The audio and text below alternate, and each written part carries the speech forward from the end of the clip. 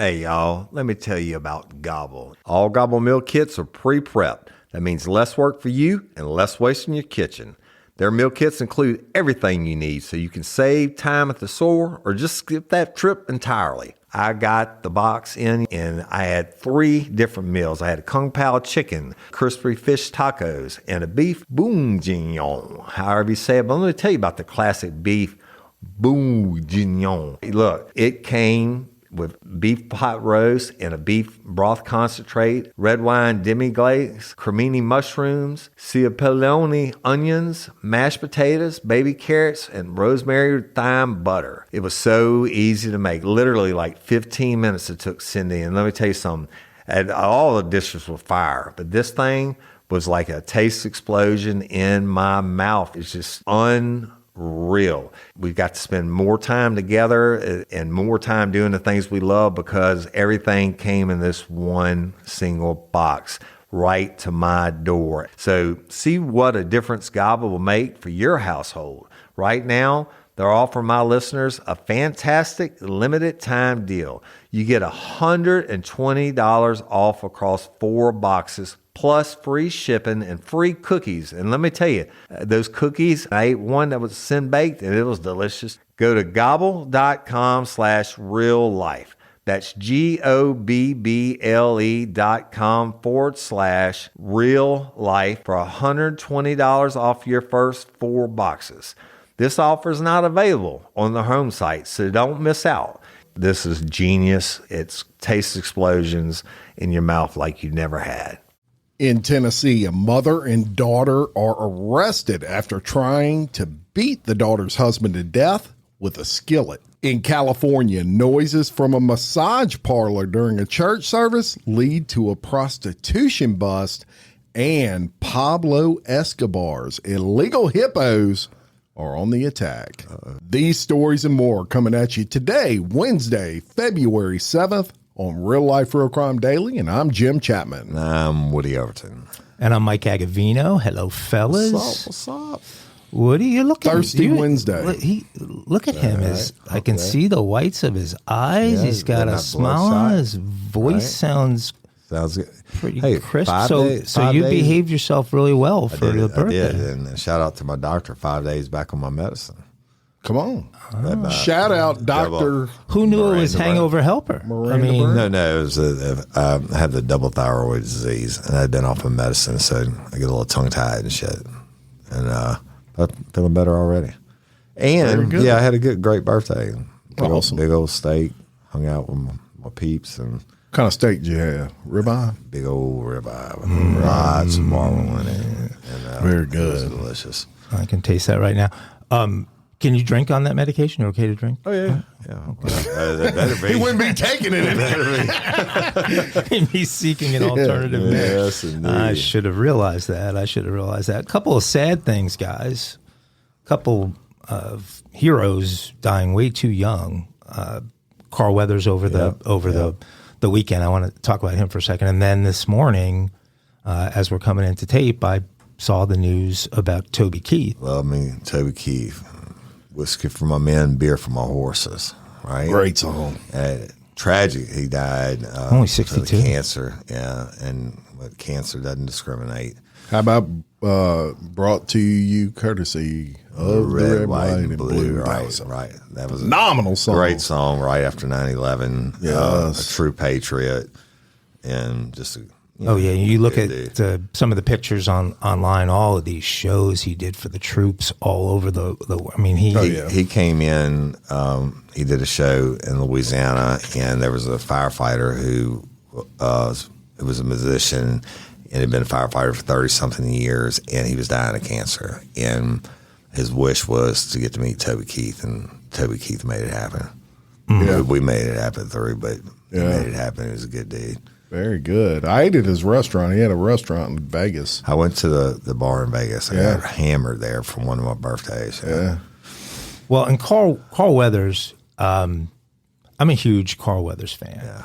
And he was great. When you think about, I was trying to come up with somebody as an equivalent, but either actors who are forced to play roles where they're athletes in movies or athletes who cross over and play, in a movie. He was the best ever. I mean, a guy to come in and play that role. I don't know who else could have been Apollo Creed that could have sold Apollo Creed the way Carl Weathers did. And if Apollo Creed isn't great, Rocky's a mediocre movie, and there probably isn't ever a Rocky 2 or 3. And you think about some of these guys, like think about Major League or The Replacements, or there were all these movies where actors come over. I mean, Corbin Burnson throwing a baseball is not believable. Right. Even Charlie Sheen throwing a baseball, even though he played some baseball, isn't believable. Carl Weathers as the champion of the world boxer is very believable. Creed. I don't know. I thought Charlie Sheen did a pretty good job in Major League. He came out of the bullpen looking real. Wild Thing. Wild Thing. That was right. Yeah. Wild Thing. Well, and all the Yankees players were all way out of shape, and everybody spit everywhere. Right. Bob Uecker in the booth. Bob Uecker. Rest in peace to them, and prayers for everybody and who loved him and all that stuff. Right. Well, we're going to do a little Carl Weathers Rocky trivia game at the end, seeing as you beat Jim so badly on the tough guy movie Tough Guys trivia last week. We have to give him a chance to get even. Well, anyway, it's good to be back, boys, and let's get down to some true crime time for Hump Day. All right, and we're going to go to Tennessee, and a 62-year-old woman and her 29-year-old daughter were arrested on suspicion of attempted murder for beating the woman's husband with a cast iron skillet and a knife after he said he wanted a divorce. So you got to email those things. Right? You set it up on a smoke signal. You may not want to. You don't want to have the face-to-face conversation about that. But body cam footage, which we do have the body cam footage, we'll post it for you, shows a Cheatham County Sheriff's Office deputy approaching a shirtless man who was bleeding profusely from the head and sitting on a neighbor's porch. When the deputy asked the man if he was all right, the man responded, "I've had better days." Yeah. So the victim told police that he informed his wife he wanted to divorce her, which then caused his wife and daughter to hit him with a frying pan and a knife. He said he and his wife argued for several hours. Then he went to bed. He said they attacked him while he was asleep, so he ran to the neighbor's house for safety. The deputy went to the victim's home and located the man's wife and daughter, who were both inside on the floor crying. The deputy said over the radio that there was lots of blood inside. Imagine. Both women had suffered lacerations to their arms. The wife, who has been identified as Pam Davis, said that her husband pushed her. The daughter, Kelly Davis, showed the deputy that she had wounds on her back and torso, and she claimed her father had done this before. Kelly Davis hit her father with the skillet and knife, while Pam Davis choked him with a belt. What? Man, they double teamed this guy. Gosh. Right? Yeah, so the deputy wrote in the affidavit that every laceration found on Kelly was superficial, shallow lacerations, even the laceration of her neck. So he's probably thinking she might have done this to herself. Right. The two women were arrested on suspicion of attempted murder and booked into the Cheatham County Jail. Let me tell you something. There's a difference between a skillet and a cast iron skillet of about 15 pounds in the thickness. So you're not hitting them with one of those non-stick skillets. Freaking sledgehammer, man. You hit somebody with a cat. That takes one shot. That's a one-shot skillet. We cook in the big cast iron skillets, and we got all the different sizes. And one shot of that will crush your skull. Yeah, the aluminum I can take. The cast iron, I'm going to night-night. So this guy was still conscious and able to speak when the police got there, but bleeding all over himself. And, obviously, he doesn't make it that much longer after that. So he probably had some bad head injuries there. I could imagine. Makes me think they had it planned out, too, because when they attacked him, one of them's behind him with a belt, choking him, while the other one's beating him with a skillet and a knife. Crazy. Crazy. I don't know. Ashland, Tennessee. all over, Ashland. Fired up. all over divorce. Yeah, all over that. Should have emailed. Well, I don't know. So I'm gonna take you to. I want to say the only town or city I like in California, which is San Diego, which is where my oldest lives. And San Diego cops said they fielded numerous complaints from businesses and residents near the location of the Ocean Spa Massage Parlor. Now, the reports ranged from hearing lurid sex noises to locals seeing people having sex in cars. Mm-hmm. Churchgoers attending a service next door to the massage parlor last Sunday morning were more than shocked when Holy Communion was interrupted by the audible sounds of sex, dirty talk, and climax. Right? Climax, right? I guess some people were screaming. Toe curling. Could you imagine being in walking, church, go up to and get communion and you're and hearing? somebody's over there. Oh my God! Doing the monkey. The department's vice unit began an extensive and thorough investigation involving more than 125 hours of work. During that time, they documented at least 4 instances where employees offered cops sex. Imagine that. But eventually, 4 people were busted for prostitution, and the city took legal action to shut down the business. The city attorney is also imposing over $100,000 in civil penalties. And the owners of the Ocean Spa have been masquerading as a legitimate business for far too long. That's what the attorney said. Ocean Spa is a sex shop, not a massage parlor, and it has no place in our community or anywhere else. We look forward to holding these perpetrators accountable and to restoring peace in this complex.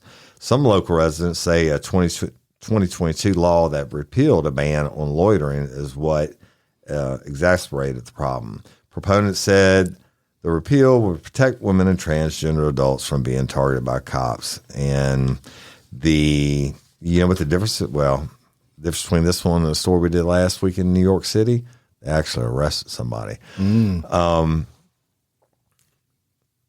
Really? In California? That's shocking. Yeah, well, I mean, in New York, remember, they did spend all the time in the man hours and everything else and didn't even cite anyone. Anyway, that basically it said it's always been pretty common with massage parlors to offer more than massages. That's commonly referred to as a happy ending. But with the new law, the whole industry is emboldened because they know nothing will happen. Pimps know they can flood the streets with more girls, and with the busiest border crossing here in San Diego, sex trafficking is out of control. Right, and when I saw the story, most cities in the entire United States, most cities have ordinances about having massage parlors a certain length away from like churches. Yeah, they specifically name churches in these ordinances a lot of times. So that was a surprise just right off the bat. Either they were screaming really loud or they were really close. Yeah, I think it's a pop-up massage parlor. Yeah. Well, I think it was like a food truck. It says a massage truck. It's a And not all truck. massage parlors obviously are bad, and there's some out there totally legit massage parlors. But They usually call themselves spas if they're on the legit side. some people try to go to legit ones thinking they're getting a happy ending and doesn't work out.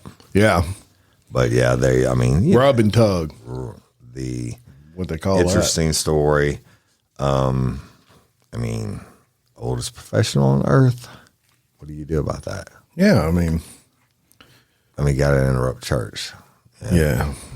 Yeah, maybe he just needed to change the hours of his services, and that would have. But usually they run 24 hours. Not that I would know about that. But I know.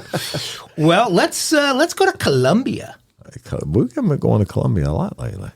Mike loves him some Colombia, bro. Well, descendants of illegal hippos that were imported to Colombia by Pablo Escobar in his heyday in the 1980s have multiplied and started attacking people. There have been multiple attacks resulting in 2 deaths in recent months, and the country is desperate to find a solution. Escobar set up his own zoo at Hacienda Nápoles, Which he was in prison. using the fortune he compiled from his transnational drug trafficking organization to create that zoo.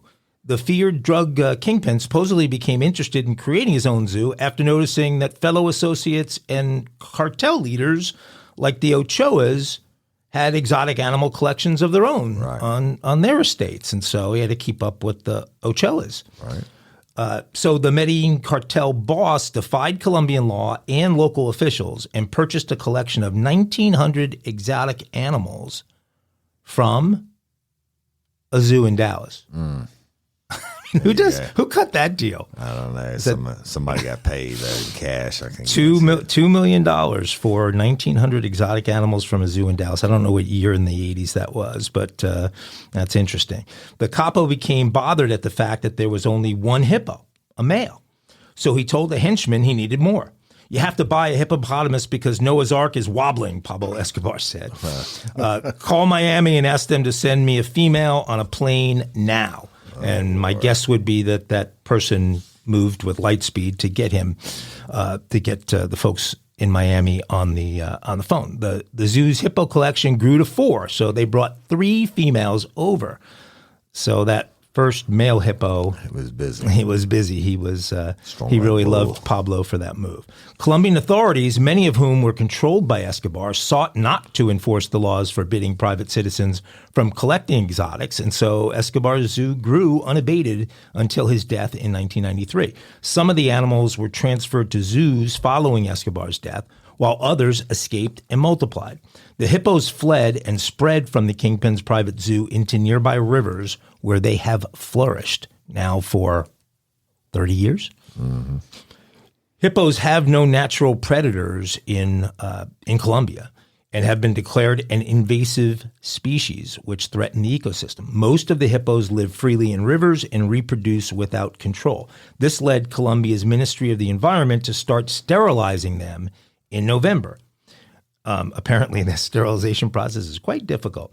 They're very, very dangerous. The species is unpredictable and aggressive, and they have started to attack people. And meanwhile, the Colombian environmental minister, Susana Mohammed, said, "We are in a race against time in terms of permanent environmental and ecosystem impacts." The government claims there's a population of at least 169 hippos roaming around the rivers of Colombia unsupervised. The plan from the ministry is to sterilize 40 hippos a year and transfer them to other countries, or possibly euthanize them if they can't get other countries to take them. Real simple. The sterilization takes time because spotting and capturing a territorial, aggressive 3-ton animal is complicated. The government estimates that the hippo population could grow to more than 1,000 by 2035 if these measures are not taken. Each sterilization costs about $9,800 and entails risks. The Colombian hippo crisis has become one of the greatest challenges of invasive species in the world. This guy from the ministry said, experts have said that sterilizing the hippopotamuses may not be enough to stop their growth, and suggested that many of the animals needed to simply be killed. 9,800 versus 98 cents for a 7.62 from an AK-47. Right. I mean, that's an easy fixed problem.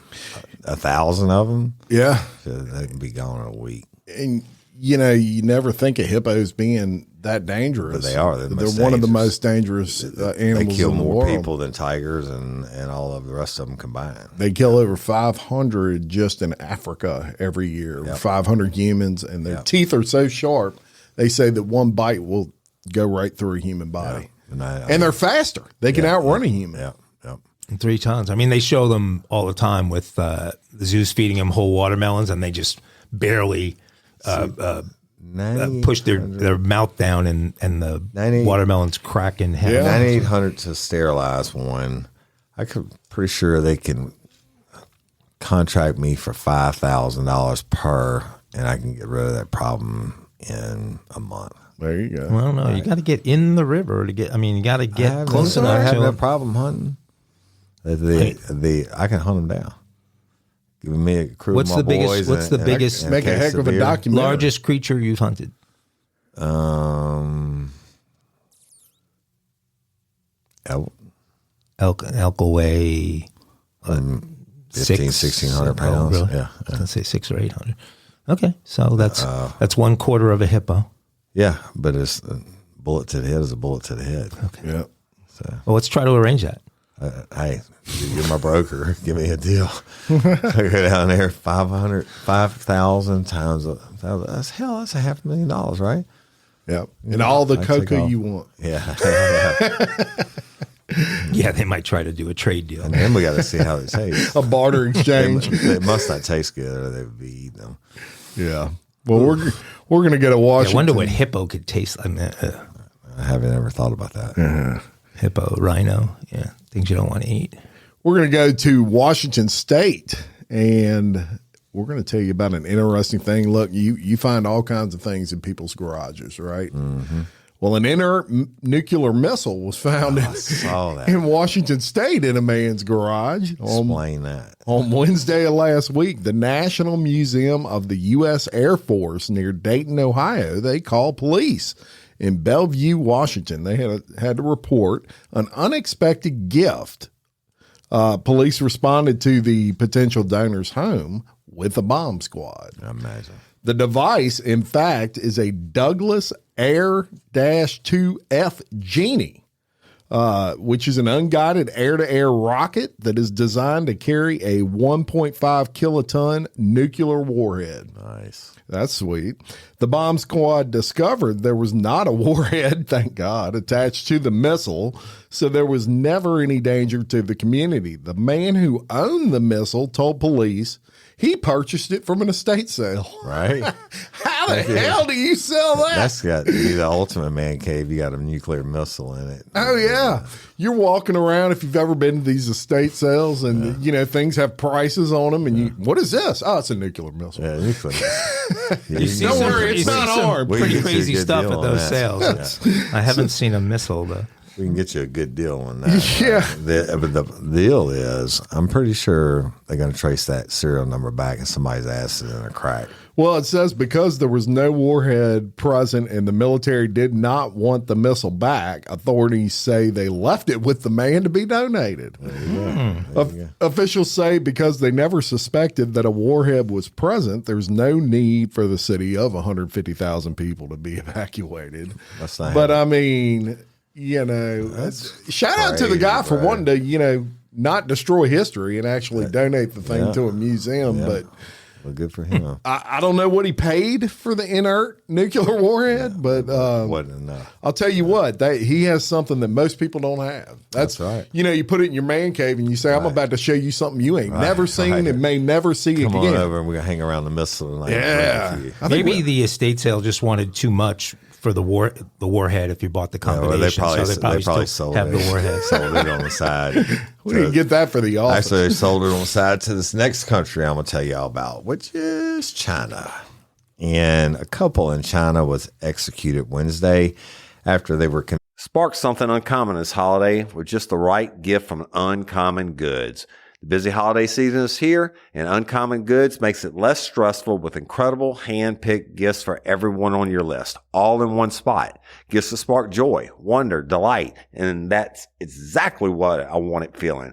Hey, y'all, I ordered a super cool piece. It's a candle with a sculpture of LSU's Tiger Stadium on top of it.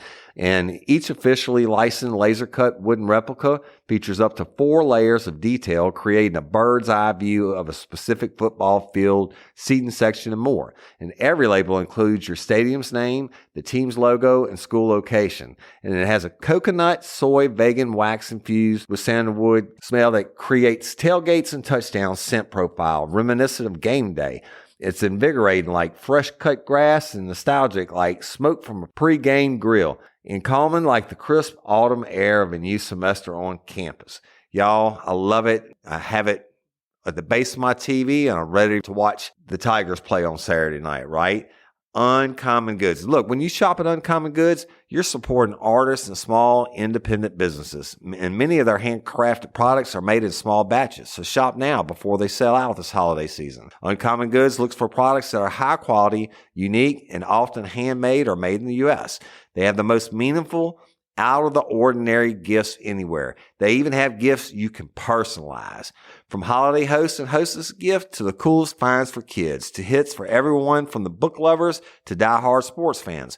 Uncommon Goods has something for everyone, not the same old selections you can just find anywhere. And with every purchase you make at Uncommon Goods, they give $1 to a nonprofit partner of your choice. They've donated more than $3 million to date. So to get 15% off your next gift, go to uncommongoods.com/RLRC. That's uncommongoods.com/RLRC for 15% off. Don't miss out on this limited time offer. Uncommon Goods, we're all out of the ordinary. Hey ladies, are you feeling overwhelmed by hormonal changes?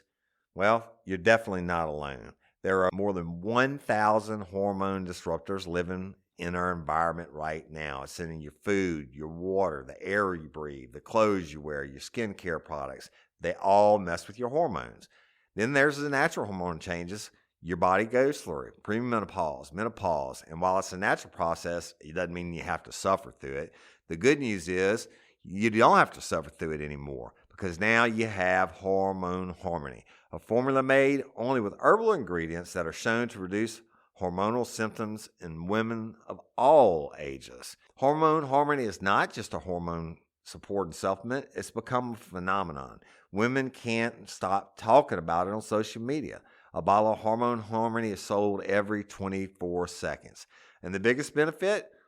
Well, my wife says it makes her feel like her own self again. And that's what women mention over and over in the reviews. And there are over 30,000 reviews for Hormone Harmony. And for a limited time, you can get 15% off your entire first order at happymammoth.com. Just use code RLRC at checkout.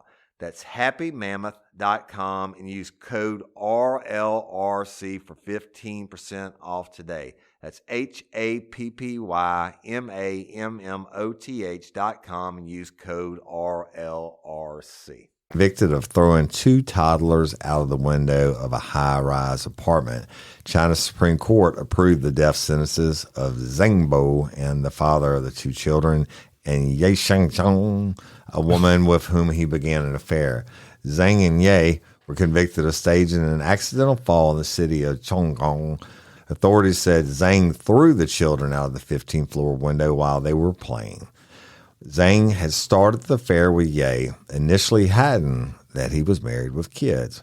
And according to the China Daily, Zhang eventually divorced his wife, but Ye encouraged Zhang to kill his children so they could start their own family.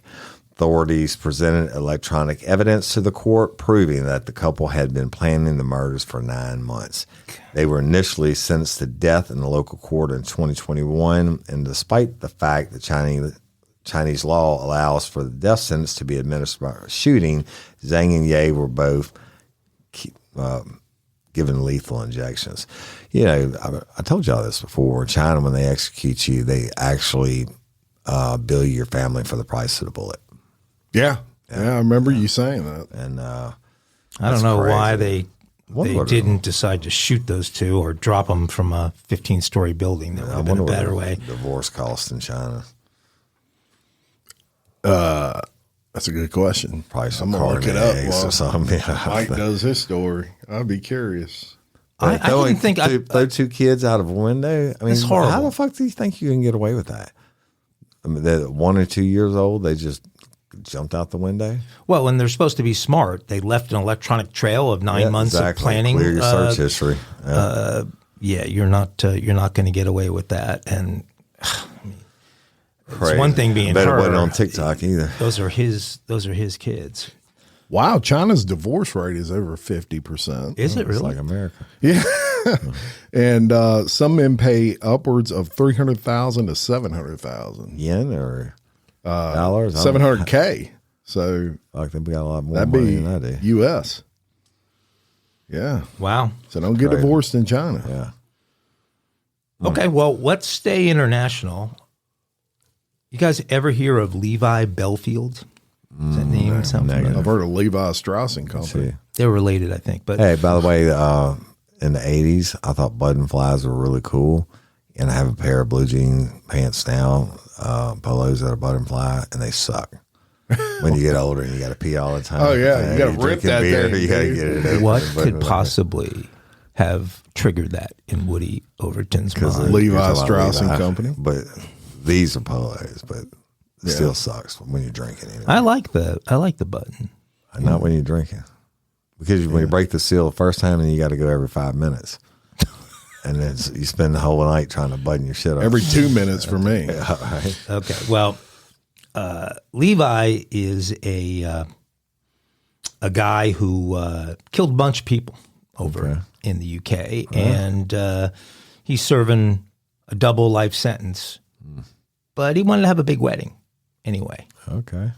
So let's talk about him. Yeah, folks on this side of the pond are likely not familiar with Levi Belfield, but Belfield is currently serving 2 life sentences for a killing spree in London from 2002 to 2004, which included the killing of a 13-year-old girl named Millie Dowler. Belfield also confessed to a 1999 murder of a student, Elizabeth Chaw. She was 19. He's being held at what they call a Category A prison, which is Franklin Prison in County Durham. But none of the above has prevented Belfield from planning for his big day. That's right, in jolly old England, even an evil serial killer can plan a nice wedding. Really? But suddenly last week, Belfield's plans were canceled. Apparently, his fiancée became reluctant to take on the monster's last name. Sources say the wedding plans were scrapped because Belfield and his fiancée realized they were never going to enjoy a proper relationship. I don't know why it took them so long to realize that. No conjugal visits. Last night, Belfield's fiancée confirmed that the pair won't be walking down the aisle at Franklin, where he is imprisoned alongside fellow murderers Ian Huntley and Wayne Couzens. So I guess that facility, they've got 3 famous serial killers in the UK, all with their cells next to each other. That seems a bit cozy. The pair have now officially told prison officials they no longer have any intention to marry, bringing an end to a costly saga, which will be a huge relief to many victims of Belfield. Belfield was introduced to his fiancée through the Yorkshire Ripper, Peter Sutcliffe, Another killer, who was friends with the woman. Belfield and Sutcliffe were on the same wing in Franklin. So yet another serial killer introduced him, did the setup to the woman who became his fiancée. Belfield asked to be put in touch with the woman who's in her 40s after seeing her picture in Sutcliffe's cell. Details of their engagement first emerged back in May, and Belfield asked the woman for her hand in marriage during a prison visit. The proposal caused political outrage, with the then Prime Minister Boris Johnson claiming he was sickened and appalled by the prospect of a serial killer getting married behind bars. Anger only grew when it later emerged that Belfield had won a taxpayer-funded legal battle with justice chiefs over his right to marry. He also secured a grant of nearly $50,000 U.S. in legal aid after his lawyers threatened a judicial review citing the European Convention on Human Rights and the 1983 Marriage Act. So this guy got $50,000 from the government for his in-prison wedding. Belfield had arranged for the Harry Styles song Watermelon Sugar to be played during the ceremony. The woman, who does not wish to be identified, said, "I purchased a ring for Levi as a gift, but I was told he couldn't have it unless we got married. We never expected the prison to push things as far as they did, but when they continued to refuse to allow Levi to wear the ring, we felt as if we had no choice. But we won't be getting married. It's a joint decision. Levi is gutted, but he's far more upset that he won't be able to wear the ring that I got for him." Revealing how she plans to carry on seeing Belfield, who also murdered Marsha McDonald, age 19, Amelia Delagrange, age 22, and several other people, "I will continue with my visits and continue to try to get the ring allowed." Yeah. Wow. So That's crazy. a big family wedding in the what's really crazy, and we've talked about this in Bloody Angola numerous times, is these females that have infatuation with the serial killers and write them. Oh, yeah. And want to marry them and all that, right? Bad boys. Can you get? It's a thing with no bad conjugal boys. visits in the state of Louisiana. You can get married there. But you can get married. Yeah. But it's not a ceremony. Well, they have a little ceremony. But not needing a $50,000 budget. No. Yeah. No, that ain't happening. Harry Styles doesn't come and sing in Louisiana. That's stupid. It's unbelievable. And the fact that all these serial killers are all buddies hanging out in the same wing. I mean, just nothing good can come from that. Be like that for Yeah. Mile High. Prime time. And look, this is a mile high, about a mile high. How about that? There you go. All right, a man on a flight from Louisville to Orlando was arrested after agents say he was disruptive on the flight.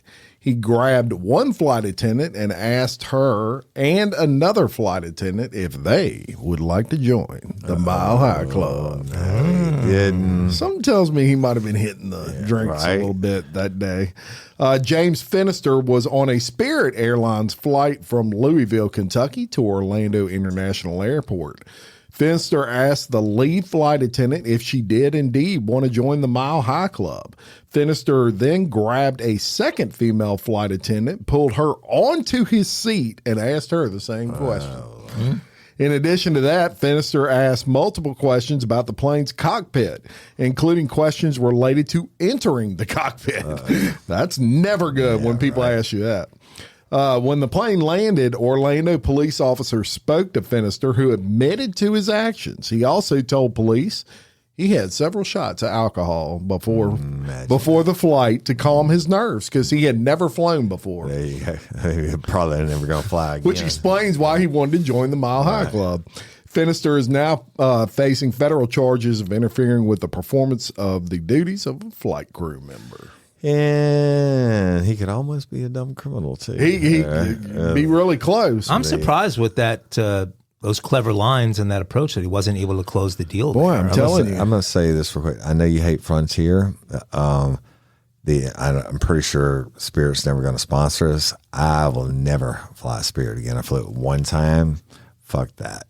Really? It's the worst. I've flown Frontier one time. It wasn't bad. I didn't have a bad issue with Frontier, but Spirit, the worst. It's a bus. It's like flying in a Greyhound. Yeah. Well, their flight attendants will definitely not join the Mile High Club. Right. At least in Mr. Finister's case. Yeah, in his case. That'd be different if we were on that. That's right. Mr. Finster. Right. Wasn't there a cartoon with a baby-faced Finster? Was the bad guy. Sounds like baby-faced Finster. I heard of that one. Yeah. Here it comes for kinky crimes. No pun intended. Kinky crimes for Wednesday. So this dude catches an Uber, right? Or this person catches an Uber, and they're 46 years old, and they took an Uber home is due to his $655,000 townhouse. And a Florida man, this guy, exposed his genitals and pleasured himself to completion, forcing the driver to clean up the mess left behind by his front seat passenger. He did that in the front seat. Yeah, right. So the driver picked up Jason Haggerty, 46, around 8:45 p.m. Saturday in Tampa and drove him to St. Petersburg. So while en route, Haggerty displayed and exposed his penis and proceeded to masturbate the duration of the ride until arriving home. The driver told cops he speaks no English and was unable to tell the defendant to stop, though he did use his phone to record the defendant masturbating. Right? Yeah, there you go, Jim, always on camera. Yeah. The driver said Haggerty ejaculated inside the vehicle. Oh, my God. And in order to continue working, the driver had to personally clean the seminal fluid. Fuck that. I don't give a shit how much money you're making. What kind of tip did the guy leave? But he had to clean the seminal fluid from his own vehicle. There was a third unknown person in the vehicle's backseat who spoke up for the victim at the conclusion of the ride. Police believe that alcohol played a role in the incident.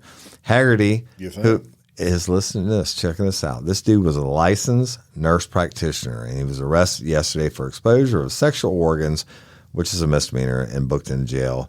Wow. The judge directed Haggerty to have no contact with the driver. Additionally, the judge ruled that the defendant shall not use an Uber, Lyft, ride share, or any other assisted means of transportation while the case is pending. I don't blame Oh, him. what the? I mean, when you get the urge, you get the urge. Yeah, but I mean, really? Cleaning somebody's jizz out of your AC vents? Can you think of anything more horrible? Basically a doctor. And here's a picture of our doctor. Oh, that's disgusting. Or physician's assistant, whatever. I think that's the same expression he had. I think he's probably ejaculating right there because that's probably the same expression he had. One hand's holding the selfie and the other hand you can't see it. Oh, my God. That is Kinky Crimes for Wednesday. Wow. Crazy. Don't let those passengers in the front seat. Well, I guess, I don't know. The back seat was full? I don't know, man. I wonder if he had a seat. I'm thinking I wonder if he had his seatbelt on. If I'm in the back seat and some dude starts doing that in the front seat, I'm swinging on it, man, in a heartbeat. Put that thing pull up. over and let me Holster that. Yeah. Who knows where that thing's going to blow? Like, what was turning that guy on? I have no idea. How about some banjos in honor of Carl Weathers? Here we go.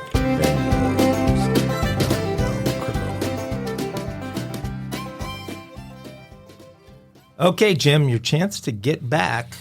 My chance. At Woody, who was hot last week. Okay, so I have 10 questions, trivia questions, about Carl Weathers, mostly tied to Rocky, and one tiebreaker in case we need it. So I've got 11 questions in total.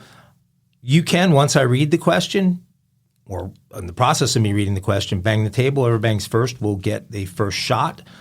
They are multiple choice, so if you jump in before I'm done, you're not going to hear the choices. You're going to have to give your guess. Same as always. Okay. Okay. Well, Jim, feel free to boom the freaking explanation. Question 1. Why does Apollo Creed fight Rocky the first time? Jim was first. Because the guy who was fighting prior to that backed out, and they wanted to put an opponent in there that was like as they called it, an all-American guy. We'll give you that one, Jim. Very good. Okay. That is one. I'm sorry, y'all, if you hear some noise in the background, they are mowing the grass. What the hell is mowing the grass in what is this, February? Sure there's not a biker gang out there coming after us? Question 2. Who wins the fight between Apollo and Rocky and Woody? It was Apollo. It was a draw. Yeah, I was going to say draw, but so Jim has 2. And by the way, it could have been if it was Rocky 2, it would have been a different answer. So I said between Apollo and Rocky in Rocky 1. Yeah, we knew. Okay. We knew. Okay. Question 3. Rocky's girlfriend works at pet shop. That was pretty darn close to a tie there. Give it a tie. I'll give it to Woody. Wait, no, what was the score going in that? 2-0. Well, let's give it to Jim then. It's 2-1 because you're tied. Rocky's girlfriend / wife is played by what actress? Is it A, Talia Shire? Talia Shire. Talia Shire is the right answer. Jim, so we're tied now, 2-2, right? No, it's 3-1. It's 3-1. You were given. I won the first 2. Woody, you were going to give me the third one, but you gave it to Woody. Oh, okay. So, now I got it. What is the actor's name that plays Mick in the Rocky movies? Is it A, Frank Gorshin, B, Cesar Romero, C, Burgess Meredith? I got C. Woody. C, Burgess Meredith. He was cool. And choice D was Julie Newmar. Those are all the names of Batman villains. You're a bum. Yeah. You're a bum. That was his one line. You're a bum. You can't win. Apollo becomes Rocky's trainer in Rocky 3 to defeat Clubber Lang. Clubber Lang. Woody, good. That medication. That was great. Come on, in the background.